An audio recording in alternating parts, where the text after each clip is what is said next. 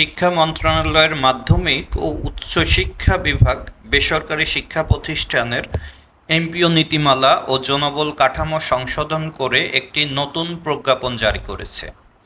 এতে শ্রেণী, শাখা, শিফট ও শিক্ষার্থী সংখ্যা সহ বেশ কয়েকটি বিষয়ের ব্যাখ্যা ও সংশোধন যুক্ত হয়েছে।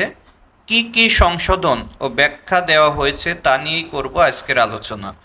আপনি এমপিওভুক্ত শিক্ষক কর্মচারী হলে অবশ্যই ভিডিওটি শেষ পর্যন্ত দেখবেন। আসসালামু আলাইকুম, আপনারা দেখছেন আপনাদের সবার প্রিয় চ্যানেল সাদ্দামস ওয়ার্ল্ড, সাথে আছি আমি সাদ্দাম হোসেন।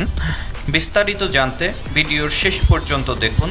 শিক্ষা, খেলাধুলা এবং সাম্প্রতিক সময়ের যাবতীয় সংবাদ পেতে আমার চ্যানেলটি সাবস্ক্রাইব করুন এবং পাশে থাকা বেল বাটনটি অন করে দিন। আসুন জেনে নিই কী কী পরিবর্তন হয়েছে। শ্রেণী, শাখা ও শিক্ষার্থীর সংখ্যা। নীতিমালার ৬(২) অনুচ্ছেদ অনুযায়ী প্রতি একক শ্রেণীতে শিক্ষার সংখ্যা সাধারণত ৫৫ জন হবে। একটি শ্রেণীতে সর্বোচ্চ ৩টি শাখা রাখা যাবে, একটি মূল শাখা ও ২টি অতিরিক্ত শাখা। নির্ধারিত শাখার বাইরে কোনো শিক্ষকের এমপিও অনুমোদন হবে না। শিফট খোলার শর্ত। ৮(১) অনুচ্ছেদে বলা হয়েছে, শুধুমাত্র মাধ্যমিক পর্যায়ে নির্দিষ্ট অবকাঠামো ও শিক্ষার্থী সংখ্যা পূরণ হলে নতুন শিফট খোলা যাবে। এতে বলা হয়, শিফট খোলার জন্য প্রয়োজন অন্তত ১৩৭৫ জন শিক্ষার্থী। ৮২৫ যোগ ২৭৫ যোগ ২৭৫। নিয়োগ সংক্রান্ত ব্যাখ্যা।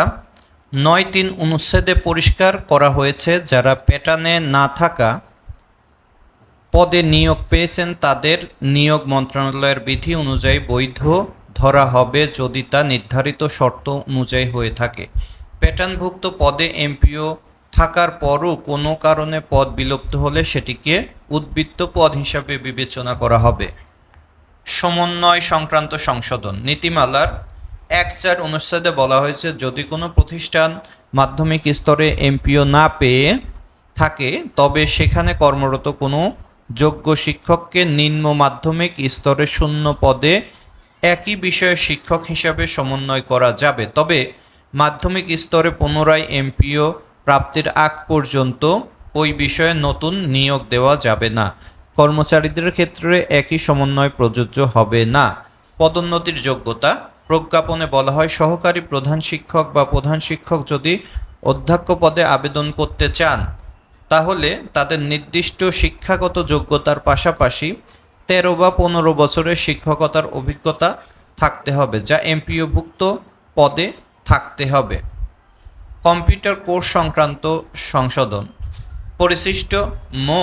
ক এর সংশোধনীতে নিয়োগের জন্য শিক্ষাগত যোগ্যতা হিসাবে স্নাতক ডিগ্রির পাশাপাশি স্বীকৃত বিশ্ববিদ্যালয় বা কারিগরি শিক্ষা বোর্ড থেকে ১ বছরের পোস্ট গ্র্যাজুয়েটেড ডিপ্লোমা বা কম্পিউটার টেকনোলজি সংক্রান্ত সার্টিফিকেট কোর্সকে অন্তর্ভুক্ত করা হয়েছে।